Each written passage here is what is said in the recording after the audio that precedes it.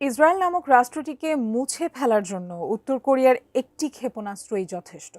উত্তর কোরিয়ার এমনটা জানিয়ে ইরানের পাশে থাকার ঘোষণার দাবি উঠেছে সামাজিক যোগাযোগ মাধ্যমে। পারস্য উপসাগর থেকে কোরীয় উপদ্বীপের দূরত্ব হাজার হাজার মাইলের হলেও যুদ্ধের আঁচ এখন সেখানেও পৌঁছে গেছে।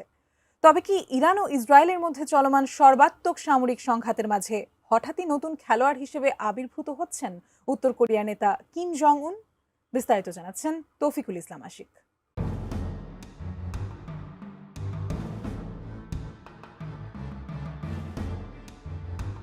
আমেরিকা, ইসরায়েল আর ইরানের মধ্যকার উত্তেজনার মাঝে এবার উত্তর কোরিয়ার হুঙ্কারের দাবি আন্তর্জাতিক অঙ্গনে কাঁপন ধরিয়ে দিয়েছে। সামাজিক যোগাযোগ মাধ্যমে বিভিন্ন সূত্রের মতে উত্তর কোরিয়ার এক বিবৃতিতে বলা হয়েছে, ইরান অনুরোধ করলে তারা ইসরায়েলের বিরুদ্ধে ক্ষেপণাস্ত্র সরবরাহ করতে প্রস্তুত এবং তাদের ধ্বংস করার জন্য একটি ক্ষেপণাস্ত্রই যথেষ্ট।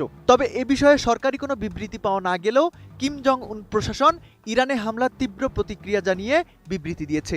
এই বিবৃতি এবং ইরানের পাশে থাকা কেবল কথার কথা নয়, বরং আধুনিক যুদ্ধক্ষেত্রে পিয়ংইয়ংয়ের ক্ষেপণাস্ত্র প্রযুক্তির যে বিশাল ভাণ্ডার রয়েছে তা এখন মধ্যপ্রাচ্যের যুদ্ধের বোর ঘুরিয়ে দেওয়ার সক্ষমতা রাখে।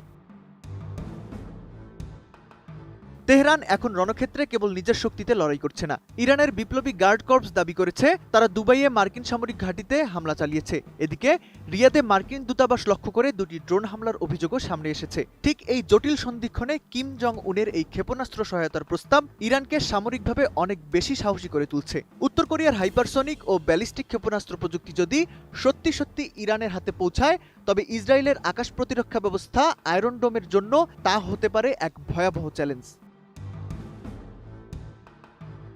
নতুন বাংলাদেশ গড়তে এলো জুলফিকার স্টিল। জুলফিকার স্টিল, ইস্পাত দৃঢ় অঙ্গীকার। কিম জং উনের এই সামরিক আগ্রাসী মনোভাব কেবল মধ্যপ্রাচ্যের যুদ্ধের প্রেক্ষাপটে নয়, এর পেছনে রয়েছে তার নিজস্ব দীর্ঘমেয়াদী পরিকল্পনা। গত ২৮ ফেব্রুয়ারি দলীয় নেতা ও সামরিক কমান্ডারদের সাথে এক বৈঠকে কিম জং উন সরাসরি জানিয়েছেন তিনি তার পারমাণবিক অস্ত্রের ভান্ডার আরও বাড়ানোর পরিকল্পনা করছেন। বৈঠক চলাকালীন উত্তর কোরিয়ার নেতা তার কন্যা কিম জু আইকে নিয়ে নতুন প্রজন্মের স্নাইপার রাইফেল প্রদর্শন করেন। কিম জু আইকে এখন দেশের দ্বিতীয় প্রধান ব্যক্তি হিসেবে গণ্য করা হচ্ছে, যা ইঙ্গিত দিচ্ছে কিম পরিবার তাদের ক্ষমতার উত্তরাধিকারও নিশ্চিত করে ফেলেছে। কিম জং উনের ভাষ্যমতে উত্তর কোরিয়ার কাছে এমন অনেক অস্ত্র আছে যা কেবল দক্ষিণ কোরিয়া নয়, বরং খোদ আমেরিকার জন্য ভয়ের কারণ হতে পারে। উত্তর কোরিয়ার এই সামরিক সক্ষমতা বৃদ্ধি এবং ইরানের সাথে তাদের এই কৌশলগত ঐক্য বিশ্বকে এক বিশাল পারমাণবিক প্রতিযোগিতার দিকে ঠেলে দিচ্ছে। মধ্যপ্রাচ্যের আকাশ এখন কেবল যুদ্ধবিমান আর ড্রোনের আওয়াজে ভারী নয়, বরং এর সাথে যুক্ত হয়েছে উত্তর কোরিয়ার পারমাণবিক উচ্চাকাঙ্ক্ষার ছায়া। মধ্যপ্রাচ্যে একদিকে মার্কিন রণতরী, অন্যদিকে ইরানের ক্ষেপণাস্ত্র আর কিম জং উনের পারমাণবিক হুমকিতে বিশ্ব এখন শ্বাসরুদ্ধকর পরিস্থিতির মুখোমুখি।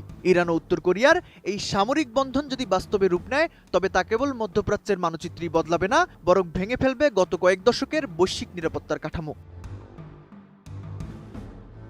তৌফিকুল ইসলাম আশিক, এটিএন নিউজ।